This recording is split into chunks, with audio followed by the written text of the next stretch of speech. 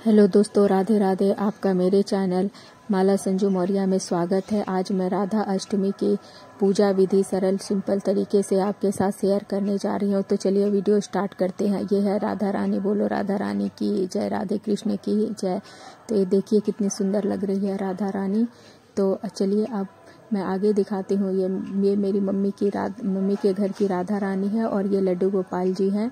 तो देखिए ये कितने सुंदर लग रहे हैं, दोनों सज धज कर बैठे हुए हैं। तो राधा अष्टमी के दिन वैसे संडे को पड़ रहा है तो सबकी छुट्टियां रहेंगी। तो आशा करती हूँ कि आप सब मिलकर राधा रानी की राधा अष्टमी बहुत अच्छे से धूमधाम से खुशी से मनाएंगे। तो ये मैंने मंडप तैयार कर लिया है। इस पर मैंने एक सुंदर सा आसन बिछाया है और इस तरह से मैंने फूलों से सजा लिया। आपको जैसे भी हो, जितना सुंदर हो सके उतनी सुंदर आप सजावट कर ले। और ये जल के कलश के लिए मैंने ये सुंदर और साफ जल लिया है। हल्दी, चंदन, रोली और अष्टगंध का ये तिलक मैंने लिया है। ये सामग्री जो मैं आपको दिखा रही हूँ जो पूजा में मैं यूज़ करूँगी। और ये फूल है। उसके बाद ये आचमनी का पात्र है जिसमें जल और गंगा जल मैंने मिलाया है। इसके बाद ये देखिए आरती के लिए मैंने ये थाल सजाया जिसमें अष्टगंध अष्टदल मैंने इसमें बनाया है। इसमें दो आरती के लिए 2 दिए लिए हैं, एक आरती के लिए, एक जलाने के लिए, पूजा के लिए। और ये फल में मैंने जो फल मेरे पास था वो फल लिया है। मीठे में जो भी आपके पास हो, मीठे में भोग लगाने के लिए वो भोग ले ले। अक्षत लिया है। इसके बाद कलश में डालने के लिए ये लौंग, इलायची, सुपारी, दुर्वा और सिक्का है। तो कलश की पूजा कम से कम जो भी विधि विधान से अगर नहीं करना चाहते हैं तो कलश की पूजा, सिंपल पूजा में कलश स्थापना अवश्य करें और कलश की पूजा बहुत अच्छे से करें। कम से कम कलश की पूजा तो बहुत ही अच्छे से करनी चाहिए। किसी भी पूजा में कलश की पूजा तो बहुत ही अच्छे से करनी चाहिए। उसके बाद ये राधा रानी के लिए मैंने श्रृंगार का सामान लिया है। कलश पर लगाने के लिए मैं ये नारियल लिया है। मैंने नारियल में स्वास्तिक बनाकर इस पर चुन्नी लपेट ली है। अगर आपके पास चुन्नी, लाल कपड़ा जो भी हो लपेट सकते, नहीं हो तो मौली सूता भी लगा सकते हैं। और अगर नारियल नहीं हो तो कोई भी फल जो भी घर में हो वो आप कलश पर रख सकते हैं। तो चलिए अब पूजा स्टार्ट करते हैं। इसके बाद ये मैंने लड्डू गोपाल का आसन लगाया है। मेरे घर में राधा रानी नहीं है तो मैं लड्डू गोपाल को ही राधा रानी की तरह राधा अष्टमी में आज उनकी पूजा करूंगी। तो सबसे पहले मैंने उनको ये शुद्ध जल से स्नान कराया है और भाव में मन में राधा रानी का ही ध्यान रखें क्योंकि कृष्ण और राधा एक ही है। तो कृष्ण राधा, राधा कृष्ण एक ही है। उसके बाद ये मैंने पंचामृत एक ही साथ दूध, दही, घी, मधु और थोड़ा सा गुलाब का जल भी मिलाकर मैंने इसे तैयार कर पंचामृत से भगवान का स्नान कराया।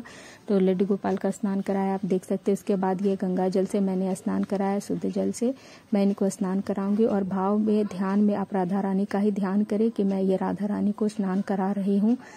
ये सारे जो भी हम कर रहे हैं उसमें सब पूरे समय राधा रानी का ध्यान करें, राधे कृष्ण का ध्यान करते रहें। उसके बाद आज मैं इनको बहुत ही सुंदर से तैयार करूंगी।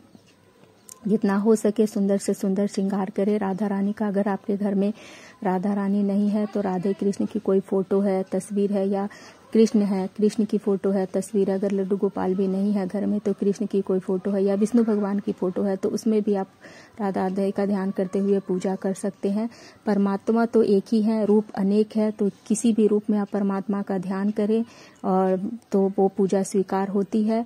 और अगर आपने गुरु दीक्षा ली है तो अपने गुरु के मंत्र का भी ध्यान करते हुए आप पूजा करें तो वे भी पूजा संभव। जिनके घर में लड्डू गोपाल नहीं है तो वो भी जिस भी भगवान को, जिस भी इष्ट देवी देवता को मानते हो उनका ध्यान करते हुए राधा रानी का ध्यान करके भी आप पूजा कर सकते हैं। तो इस तरह से मैंने लड्डू गोपाल को तैयार कर लिया है। अब मैं इसमें इनके माथे पर अष्टगंध का तिलक लगाऊंगी।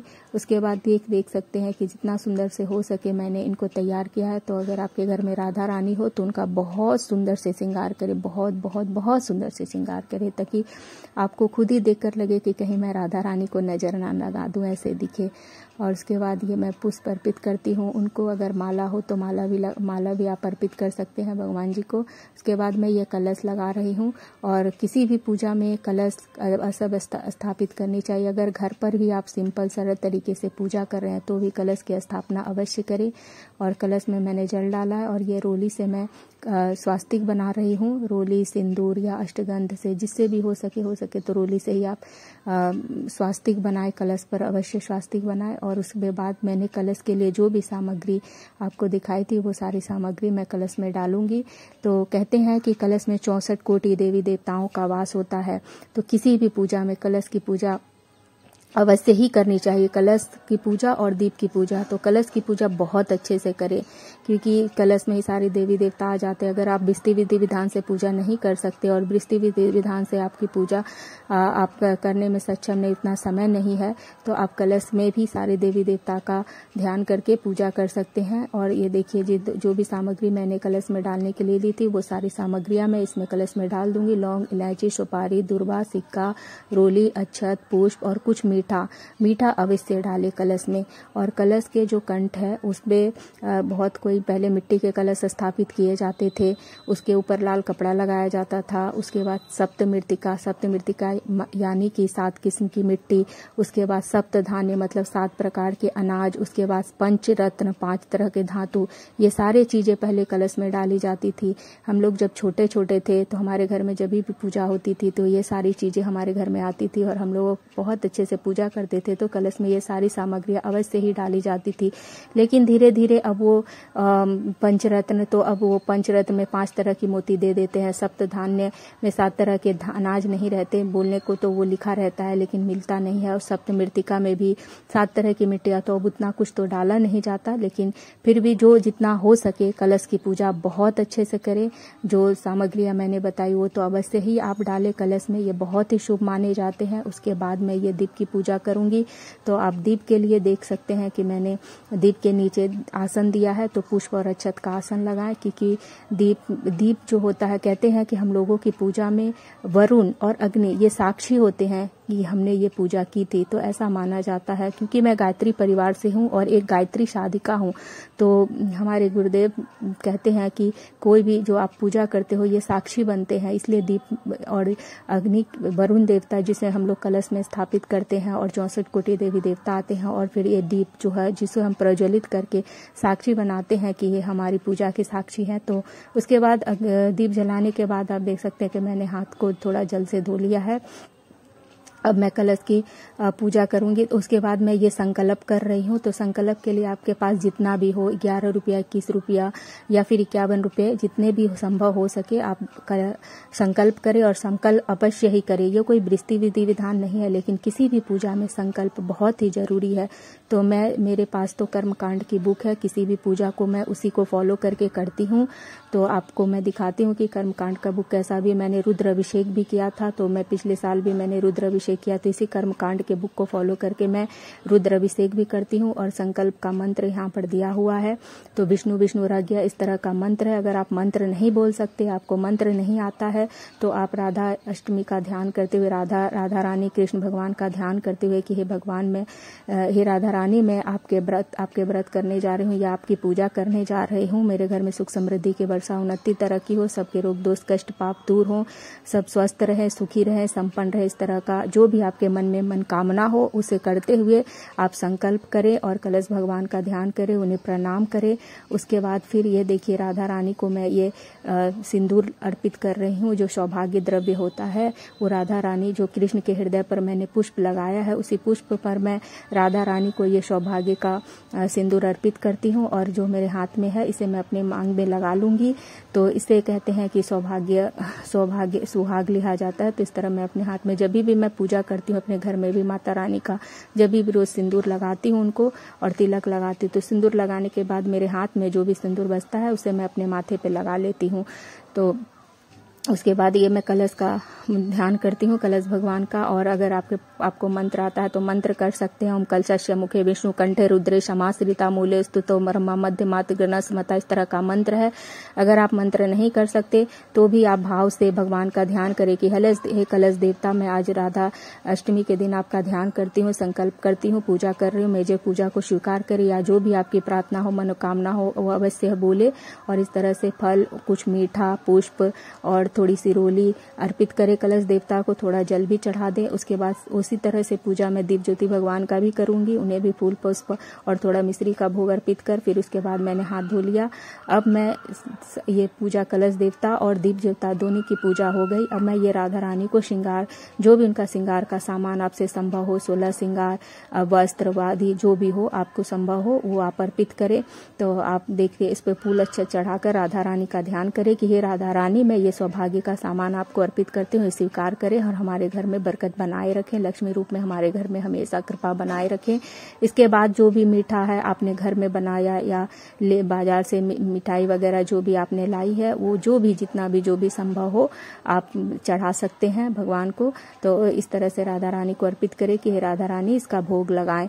और उसके बाद सब भाव की पूजा है, जितना हो सके जो भी हो सके अपने मन में वो भाव से आप भगवान को भोग लगाएं। उसके बाद जो भी आप अपने घर में भोजन में जो भी बनाया हो, पूड़ी सब्जी राइस हो दाल जो भी है तो आपने बनाए हो, भगवान को आप भोग लगा सकते हैं। तो इस तरह से मैंने देखा मैंने अरबी की सब्जी इस दिन अवश्य बनाए। मैं तो नहीं बना पाई क्योंकि मैंने कड़ी चावल बनाया है और ये पापड़ है और कुछ पकौड़े हैं। तो भगवान को कड़ी चावल भी बहुत पसंद है क्योंकि जो कृष्ण को पसंद वो राधा को पसंद और राधा को पसंद वो कृष्ण को पसंद है। तो मैंने कड़ी चावल का भगवान को भोग लगाया। अगर आप संभव हो तो आप अरबी की सब्जी अवश्य बनाएं। उसके बाद धूप दीप जलाकर भगवान को धूप दीप दिखाएं। उसके बाद जो भी मंत्र का जाप आप करना चाहें मंत्र का जाप कर सकते हैं। अगर आपके पास समय हो तो मंत्र का जाप करें 11 बार 21 बार या 108 बार जितना जैसा समय हो। वैसे उस दिन तो राधाष्टमी के दिन संडे है, संडे को छुट्टी है और 12 बजे के बाद ही 12 बजे राधा रानी की पूजा होती है। तो कोई बहुत हड़बड़ी और व्यस्तता की बात नहीं है। फिर भी अगर किसी को बाहर जाना हो, बहुत जरूरी कोई काम हो, तो अब मन में भावना रखते हुए भी मानसिक पूजा या मानसिक जाप भी कर सकते हैं क्योंकि भगवान तो भाव के भूखे। अगर सारी सामग्रियां हमने अर्पित कर दी लेकिन भावना ही नहीं, भाव नहीं, तो फिर भगवान तो भाव के भूखे होते हैं। और भगवान को आप कहीं भी किसी भी जगह मन से बहुत श्रद्धा से जहां से भी आप ध्यान करके भगवान की पूजा करें, भगवान आपकी भक्ति को भाव को स्वीकार करते हैं। हो सके तो उस दिन अवश्य पूजा करें राधा अष्टमी के दिन, क्योंकि राधा अष्टमी की पूजा कहते हैं कि 16 एकादशी और कितने सारे एकादशियों के फल के बराबर राधा अष्टमी की पूजा मानी जाती है। तो इसे आप अवश्य करें। हो सके तो उस दिन अवश्य ही पूजा करें, 5-10 मिनट निकाल कर भगवान की भक्ति अवश्य करें क्योंकि परमात्मा ने हमें जो कुछ दिया, सब कुछ हमें जो कुछ भी मिला उस परमात्मा की ही कृपा से मिला है। तो उस परमात्मा के पूजा का अर्चना का जब भी आपको मौका मिले तो अपने व्यस्त जीवन से थोड़ा सा समय निकाल कर अपने भगवान को जरूर दें क्योंकि उन्हीं की कृपा से हमारा सारा जीवन है। जन्म से मृत्यु तक परमात्मा हम पर अपनी कृपा बरसाते हैं, चाहे जो भी हो, सही गलत उतार चढ़ाव सब उस परमात्मा की ही कृपा से हमारे जीवन में सब होता है। तो आप उसे अवश्य करें। अगर आप हमारे चैनल पर नए हैं तो प्लीज लाइक और सब्सक्राइब करें अगर आपको वीडियो पसंद आई हो तो।